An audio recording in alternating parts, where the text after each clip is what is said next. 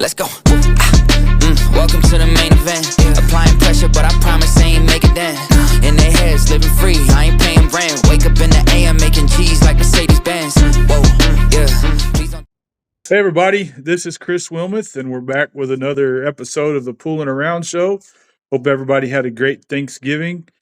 I know mine was pretty good, but today I've got a awesome guest with you, two-time all-around champ at Derby City.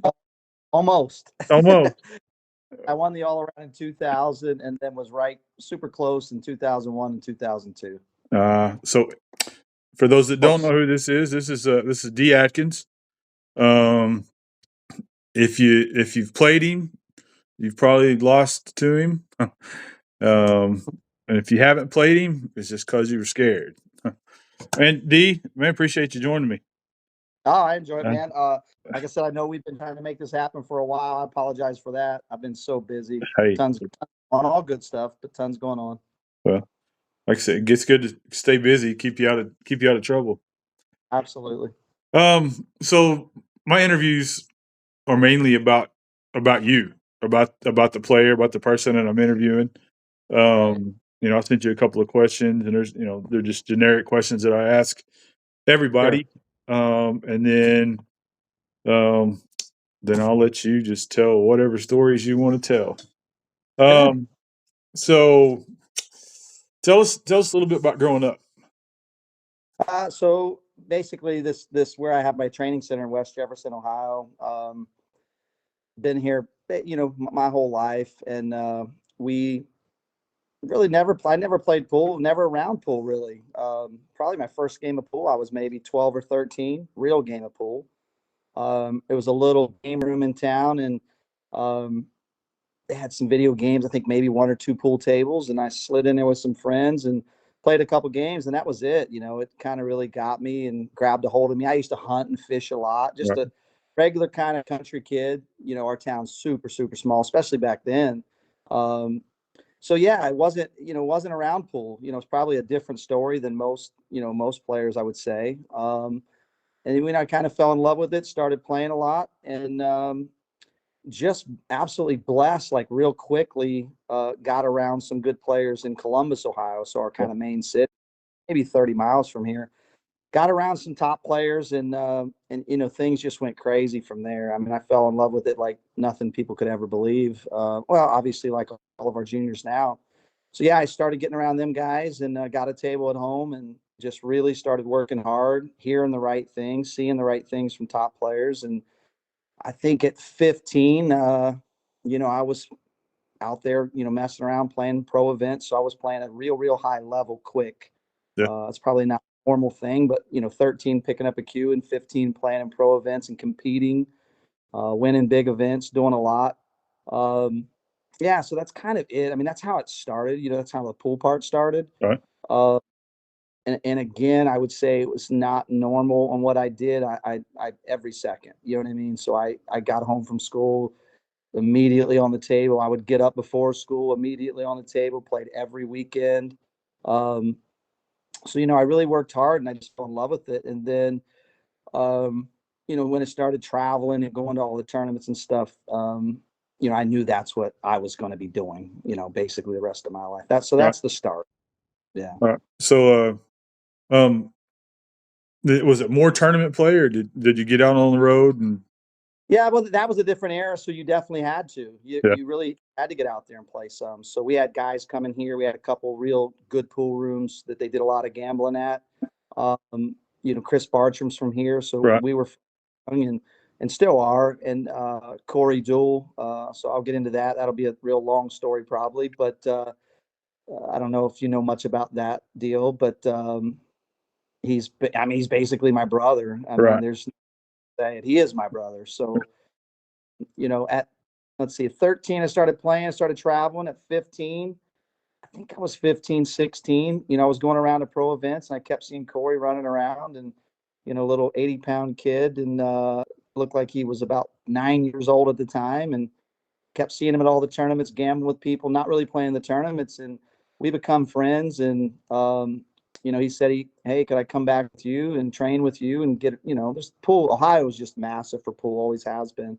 So I said, yeah, man, I'd love to have you. And he said, well, yeah, I'll come and stay for a week or two. And he stayed from about 13 to 21. Then actually, when I moved out of my parents, he about probably about a year later moved out of my parents and moved across the street. So so so that's what it is. And we traveled, we basically traveled the world. We a lot, we went all over the place. Uh, we really pushed each other. We were both good kids, no drinking, no drugs, no smoking.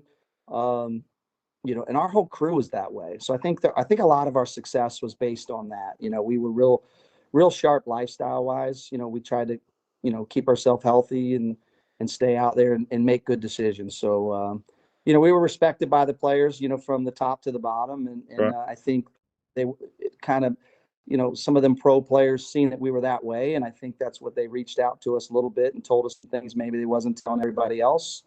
Um, when you're around the best players in the world, you're going to hear stuff that most people will never hear their whole life playing pool. So, Right. Right. we were blessed. My mom run us around. I mean, anywhere we wanted to go, she would take us to any tournament, take us anywhere we wanted to go. And then we got around people that were just real good people, and we would travel and do some gambling and stuff like that. So, yeah, it's probably like, again, our story is probably one in a million, when it Mhm. comes to the path that we had. Um, but not, we didn't just, it wasn't just the path. We worked our butts off. You know what I mean? So it was that combination, I think, that give me and him, the success we had out there for sure.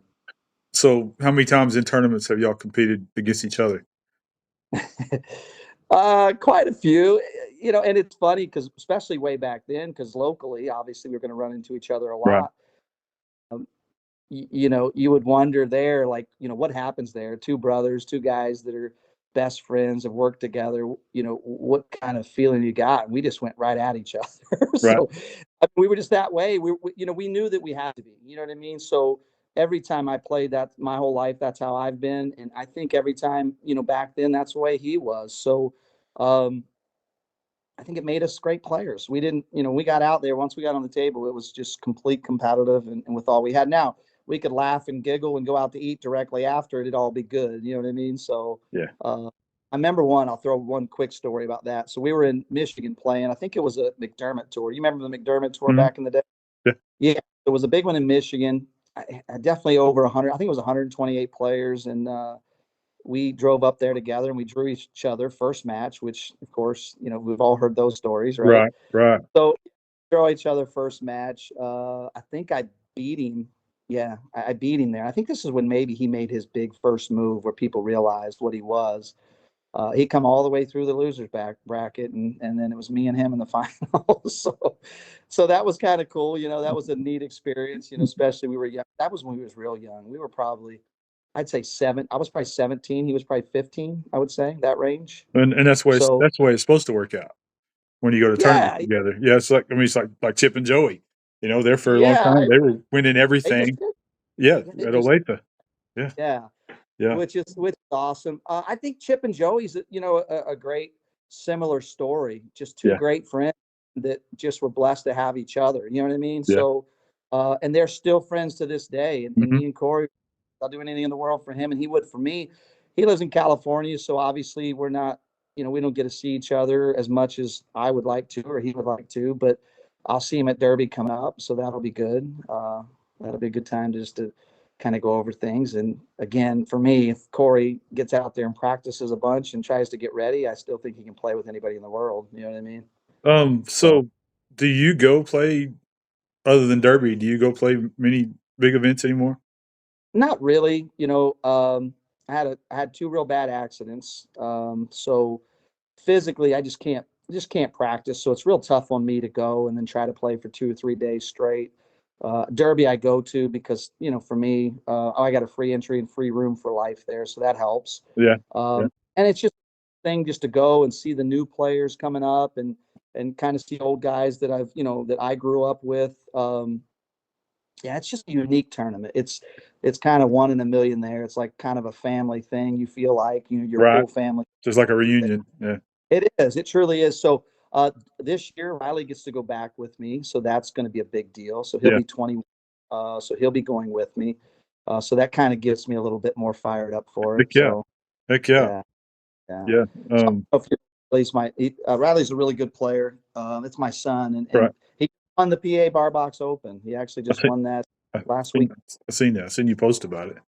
Yeah, So, he's playing real. yeah, gotta be proud. Super proud of him. Super proud. So who plays better? Well, he says he does, but it's funny. We've played a couple little funny, little exhibition matches in the last couple years, and he's beat me both times. I think we've done it twice, and he beat me both times. He's beat me a couple times in tournaments, but I still want to lock the doors one day and go to battle with him. We'll see. Just yeah, I better do it. just kill his ego and just say, hey, keep telling him you let him win. Yeah, Right? exactly. Yeah, I try that, but he knows better. He knows how I am. So, but yeah, I think we got one more set. I'm gonna try to beat him, and then I'm gonna tell him I'm quitting. I'm never gonna play him. That's Oh, that's theory to it. So they're gonna yeah, make you an Atkins belt. yeah, And exactly. yeah, that's right. I said I'm gonna win it, and you're never gonna get it. Yep, I So, beat him. I'll hang it up and tell him it's retired and done. it's So, retired. but he's It's retired. playing good. He's super smart player, puts the work in. He just now starting to put that real work in, and I think he's seen the results. He's had a real big year. We had a kid from Italy come here, Luca Montanari, great kid.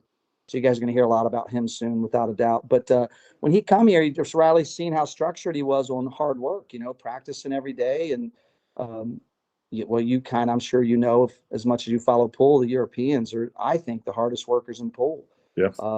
They're the most structured, and I think that's why they're so consistent. I really truly do. So Luca come here and he had that in him already, and so I think that Riley kind of seen that and put in the work with him, and they did real well while Luca was here. They won some tournaments and did real good, well, and beat some good players. So that was nice. That was good timing for Riley, I think, especially coming up for Derby and stuff this year.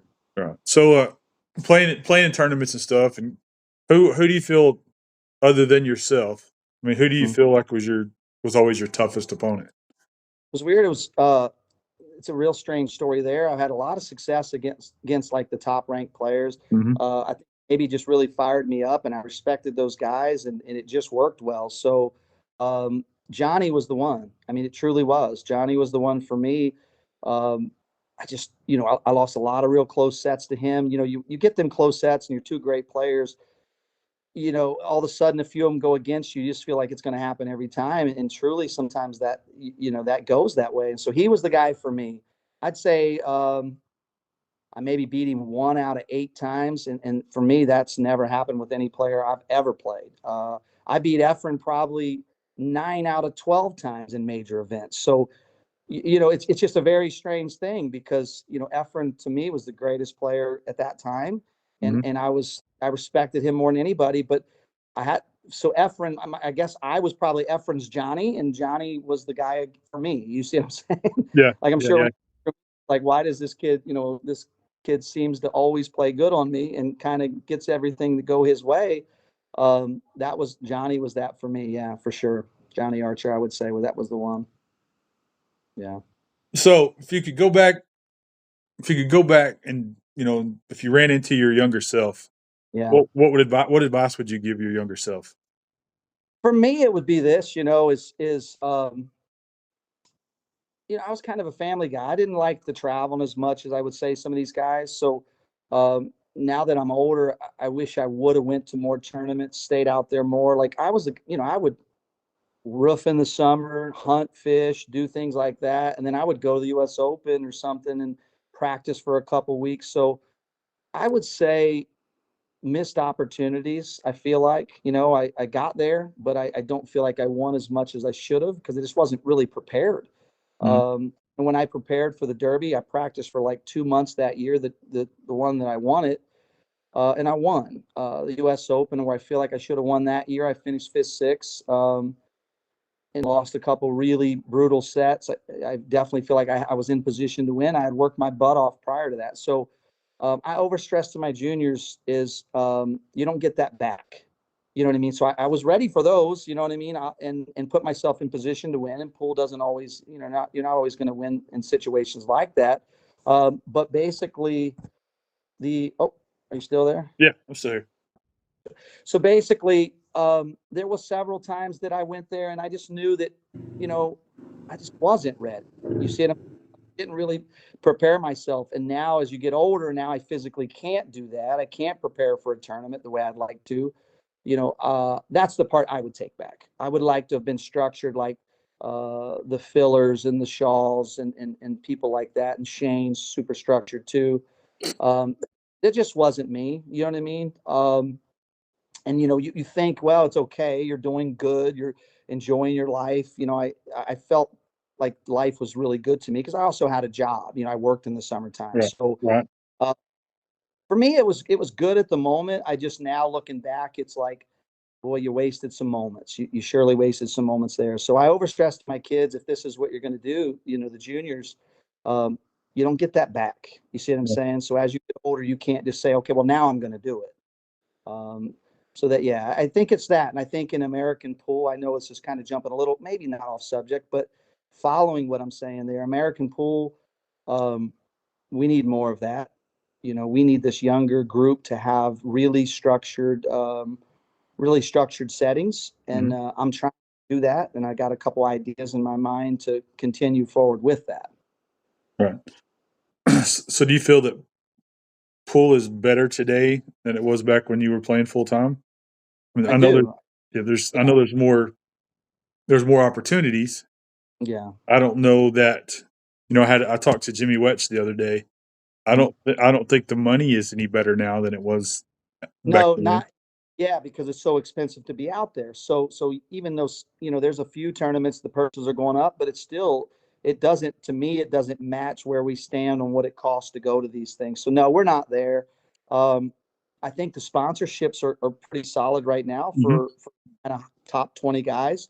Um, and I think with social media and I think with the TV and the stuff Matchroom's doing, um, I truly believe we're getting there. If we can get money in these players' pockets, even if it's not from tournament winnings, if it comes from sponsors, that's Right. okay. That's structured money. So um, I think we're getting there. I think the players are getting more noticed. They're getting more recognized. I think amateur pool's on one of the biggest moves I think I've ever seen. There's lot of good juniors, a lot of Yeah, good it is. There coming up. sure. Holy, and the girls, wow. Yeah. Oh, the girls are crazy right now. Yeah. Savannah and Kennedy, and we got a Sophia, lot. Yeah, Sophie. Oh, she's playing out of this world. So there's a ton of them, and I could name a bunch. I'll try not to name too many names because for me, I could sit here and go, ran on 50 right, names. right, right. It's shocking, and here's the part that's amazing. I think this is why the sponsor part, we're really going to be in a good spot. Look at these kids on social media. I mean, people could only dream of having kids that are this way, and the way they treat people, and the way the way they act, win or lose. Like, it's incredible. Like, I think a lot of the adults, especially way back in the day, but a lot of the adults could learn a ton from these kids on how to act. Now, how strong is that? I mean, these are 15, 16-year-old kids that I'm truly telling professional players should be paying attention to on how they act, win or lose. You know what I mean? Yeah, and the kids in between our generation and that generation, uh, Oh, yeah, it's it's almost, yeah, it's another world. So the JIC, Ra and Corey, you know, it's crazy. That's been a big thing. That's been a massive thing what they've done, and I support them. We bump heads sometimes, but um, for me, like, a lot of these kids are just, I mean, people don't know the deep, deep story to a lot of, I talk to some of these kids literally once a week. I mean, they're like my kids. right. So I'm fighting for them. So sometimes I might get bent out of shape a little bit about certain things. And I'm just the guy that voices my opinion. But I will say this, they get it. They understand that. They understand that, I'm the sense. So if a parent wants to say something to somebody, they come to me, and then I'm the one that's got to go out there and fight for these kids. So I'll keep that job. I'll take it forever. You know what I mean? So I made a commitment a while back that was my goal to be able to help these kids and help pool, and so I get a little wound up sometimes, and Right. sometimes, Right. go after things. If I just feel like maybe, the kid's interest might have got a little slipped away or something like that. And I'm not saying that with them, but I'm just saying in other situations, I'll voice my opinion, and some people don't like that, and um, that's just the way it is. It's not going to stop. Like, that's the point. I don't work for anybody. Right. I don't. I work for myself. So Right. basically, the kids for me, no, it's always free. I'll always train them for free. They can always stay here for free. Um, so my voice is because I care. It's Right. it's nothing to do with anything else. So yeah, I think we're in pool America wise. I think we're in an amazing spot, but we do got to figure out when these kids transfer from that young age and into that 18, 19, 20-year-old, how can we make sure that these kids are funded to be able to go to these events and continue to grow as pro players? I think we got some work to do there So on that for sure. note, I mean, as many young ones that are playing pool, do you think pool would fit in a school setting now? I Should do. I do. And here's why. I think, and this is, again, this is going back to, I will throw some names out there just because some of them people recognize. They see them so much on Facebook. So yes, Sophia and Payne McBride, and just so many of these kids, and Landon, and Joey, and Joey Tate. If you go to a school setting and you show these people who these kids are, right. how could they, what could they say bad? There's nothing to say bad. And then you got guys going forward to push it forward, like, look what this has created. This is Feder Gorst and Shane Van Boning, and Sky Woodward. And you start saying names like that, and you start looking at this whole big picture of who these people really are and how they treat people and how great they are for pool and great they are as people. Yeah, I think we're ready to do that. What's the girl's name? Ariana. I can't remember what her name was. She was out of Texas, but she went to college. Tate Cutting went to college. Yeah, pool is some. I think April. I think she went with April Mark. Larson. Yeah.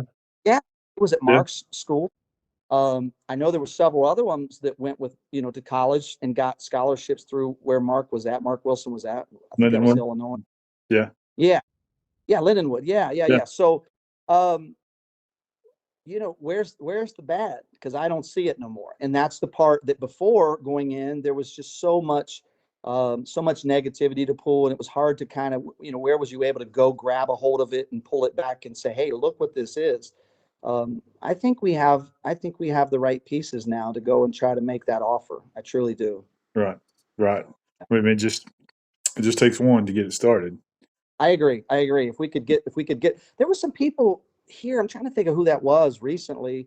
Some people here in Ohio that was trying to get in a couple schools, and it seemed like they were making a lot of ground. So maybe if we get this, if this goes on Facebook, they'll speak up, and we can kind of re-entertain that, and get it going again. So I would play every piece of it. I could play a role in there. I would.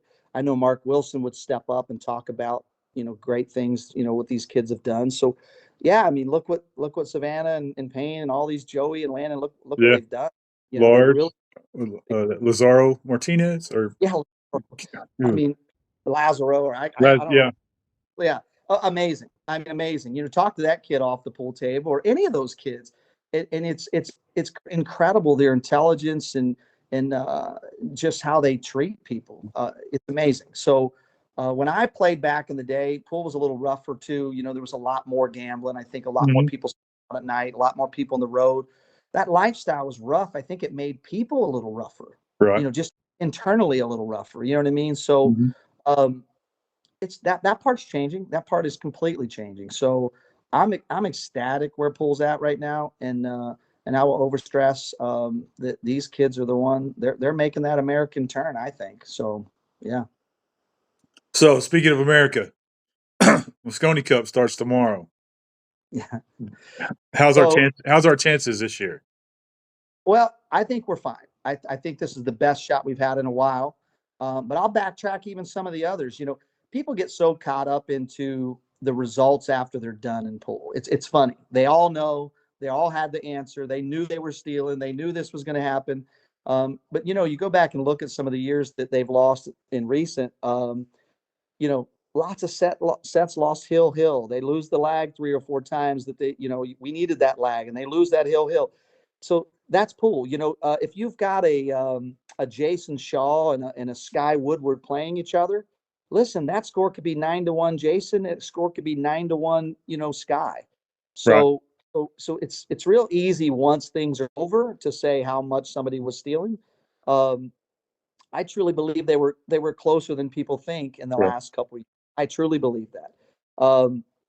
I do think the chemistry this year is the best they've had in a long time. Yeah. I think is it Tyler? Tyler is I think he's grown a lot as a player. He has. He has. He's matured a lot. Okay, so and I like that. I like that a lot. I know he's one of the hardest workers out there, and I'm for me, that's such a big deal. It's having somebody that'll put in that work. We know Shane's going to put the work in. Skyler's on top of the world. Billy's made a massive change in his life, which people should all recognize that and support. And so I think I think Sky's choice there too. Let me go there real quick. I know that was a controversy. You obviously seen that. Mm-hmm. I love his choice, and I think the world of Oscar. He's another one that I think has helped change pool. His dad, I played around his dad back in the day, and his dad was identical. His dad was literally the nicest guy in the world, but when you're on the table, he's going to rip your head off. I mean, that's a powerful, awesome thing. So, two of the greatest guys ever. But anyway, with that being said, a lot of people said Oscar earned that spot, which is maybe true on paper this year. I mean, I think we could all maybe agree on that on paper. I think Sky's choice is, Billy's like his brother. So, and they've played together and had, so much energy and so much team spirit. Right. I think that really was the choice. It had nothing to do with anything else. They're both great players. If you said to me, if you got Billy up there or you had Oscar up there, what do you think's going to happen? Do you think one's going to be way worse than the other? My answer is no. My answer is they're both going to play great. They both got great energy, but I think the choice was made with, I think it was just made with Sky being Billy's best friend, not to do with like, hey, I'm bringing my best friend in to give him an opportunity. Right. No, we have good chemistry. Right. And Billy's energy. I'll tell you what, Billy would be the most energetic player on that, probably both teams combined. True. He's just got that in him. That's true. Yeah. So I like that. Billy's he's 40 minutes away from my house. So I worked with him some when he was young too.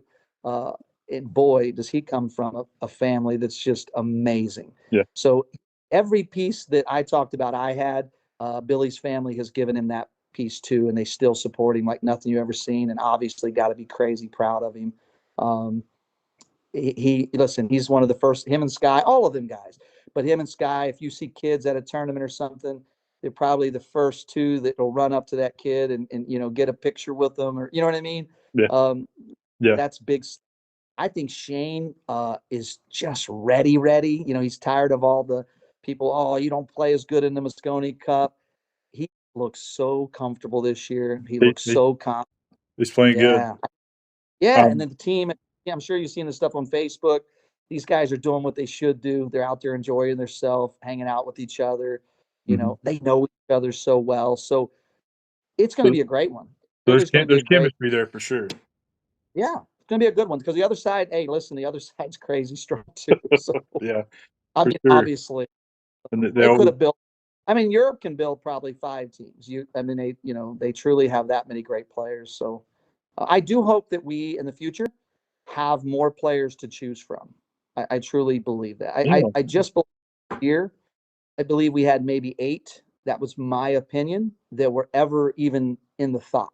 I think for us to really, really get going and make sure that we can stay really super competitive, I'd like to see us have 20 spots. Right. 20 guys really believe could get in there. Okay. So I think we got that coming. I think we got that coming soon. I truly do. Bergman needs to get back to playing serious pool. For sure. And it seems like he is jumping in some stuff now. So that's you could never believe that. It's funny you brought that name up. I have preached to a lot of my kids and a lot of other people that I believe he's maybe one of the best players America's ever seen, based on choices. He played old old style choices. So it's not just about just swinging and shooting at everything. His choices are just out of this world. I think on a super tight table with old cloth, I think them Europeans would all have their hands full. I Mhm. truly believe. Yeah. Now that's not even with him playing a lot. You know what I mean? So, huge fan of Bergman. I don't know any stories about that, and so I wouldn't bring anything about why he kind No. of got out for a bit. I don't know, but I'm a huge fan of his, and I pray for him to get back going. You know what I mean? So Yeah. I think we all Americans, we all do. Right. So Right. And when yeah, he's around, when he's at the table, he yeah, carries himself real well. Um, unbelievable, I was watching unbelievable. one match that he was playing somebody, and Mark Wilson made the comment about the clothes that he was wearing. He said, "Man, there's no way he should be able to wear that T-shirt or whatever he was wearing, Yeah, around the table." But yeah. I don't um, care where, but yeah. And so for me, that stuff gets a little funky too, because they get on me a little bit. I'm the guy. I'm the guy that wears the hat. At the right, Derby, if right, I'm on the table, you're getting my hat. Here's the deal. They talk about what'll make pool and what'll not make pool. We could wear clown outfits. That has nothing to do with pool. It's all about promotion, about what's going on, and getting in the right hands. Dressing nice is great. All that stuff's great. Showing yourself up's great. I get that. But again, they've got to understand something. It's about getting the right people involved, and Justin wearing a T-shirt. If you think the fans give two craps about that, not they at all. truly. I'm the biggest fan of him, no matter what. And nobody's ever said that, other than, like you said, a couple people might bring something like that up. Well, guess what? When they were all wearing suits and ties, guess how Poole did? Yeah, Not I very think what it well. is, it's harder to play when you're uncomfortable. Yeah, exactly. Listen, we're not playing this. That's the other thing. They want you with long sleeve shirts and this and that and dress shoes, so you're shooting over a ball and you're slipping and sliding. Listen, again, now with all of them wearing suits and ties, just let them come tell me how they've done on that, how that's changed things. I'll let them know that it's just not true. It's a great falsehood. They've used it for a long time. They've used it for 30 years. It's never done nothing. If you get the right people and get the people to see them, again, if you make them famous, you see what I'm saying? It doesn't matter what they wear. I mean, you ever see these reality TV shows? These people are making millions and millions of Mhm. dollars, and nobody cares what they wear. Nope. They could care what they wear. So, just some falsehood, but it's okay. I think the people sometimes that carry on about that, I just don't. They just don't know. They've been around pool for 40 years, 35, 40 years, to where it's basically like, look, we've done all that. Okay, we've Right. done Yeah. nothing to Nothing. change. So nice call, nice try, but the real truth is, it's been in the wrong hands, um, over and over and over. I believe in Emily. Yeah. I believe in Matt. Um, do I think they got some places to go still? I Oh do. yeah, they're still learning. Yeah, but do I think Emily cares about the players? My answer is yes, Yeah. 100. Yes, I do think she cares about the players. She's become friends with all those guys. I think Yeah. she was heartbroken over all the filler stuff. Truly heartbroken how all that went, and you could see it. A couple of the interviews she did, you could tell she didn't want to talk a lot about it. Like she doesn't want that stuff to happen. You know what I mean? Um, I don't want that stuff to happen. It's not No. good for none of us. And I'm not one that's going to go crazy bashing on filler either, because again, there's backstory to everybody's Right. life. Right. No, and I don't know what's going on there. I know this. I know the players like filler. Some of the players out there on tour, after that happened, they see each other, talk to filler. They don't dislike him. No. So it's just we'll see. Let's hopefully all that stuff will get took care of at some point. And we can move forward with pool there. Um, and again, I'm I'll just say one quick thing about this in the WPA. At this point, I'm not a fan of. There's reasons why. There is a couple. Here's the problem. There's a couple pieces of that that are good for those overseas players because of the sanctioning and stuff, and they get paid from like their areas. I heard. So I see some good. So I just don't know why we can't take the good of all and Right. kind of come everybody together and say, if it's really truly all about pool, why would we all not be on board together? Why wouldn't we make this go No together? kid. No kidding. Build So it up instead of tearing it down. that's and right now we're in this battle. But yeah, let's pray for that too. Yeah. Obviously, I want Definitely. Wayne and all the kids, and they deserve it. I'm like I said, some of the names obviously, and you named some of the girls, and I know I'm missing some too. Again, I don't even want to start there because I'll go on forever about what I think about all those kids. So we have kids coming here at my center. I'm at the center now. They come from all over the world, and we got them coming where they've never played pool, but a month where they just love it, and they wanted, hey, I want to do this, and we got them coming here that they've already been champions. They're already champions when they get here. So um, you could never believe what it means to me to know that those kids can continue to play, and they're Right. going to get it correctly, and that they can live good lives doing something they've worked so hard for. Right. I don't I swear, my wife, I think sometimes thinks I'm crazy because she sees what I do there. Right. Right. Calls right in the middle of our dinner meet. We'll be home at dinner, or I'm talking to my wife. Oh, it's pain, it's this, and I take those calls. But I think sometimes she thinks I'm crazy there. But um, I believe in them. I believe in them so much, and I want them to know that. Right. So I'm going to be on their team forever. So they can be 50 and call me and say, "Hey, DA, this is going on, that's going on," and I'm there. If I'm here, let's just say that if I'm still here and alive, um, I'm on their team. And I don't care. That's another thing. People's like, you know, so and so has been working with somebody, and working with somebody else some too. And I'm like, I don't, I don't give two craps about that. So when I become a great player, I learn so much from so many people. So if you see, I don't really put on posts about, hey, I'm training this one and that one and this one and that one, and I don't want to hurt nobody's feelings or anything, or other people that's working with them. I know this: whenever they need me, whenever they ask me, whenever I need to be there for them, I will always be there.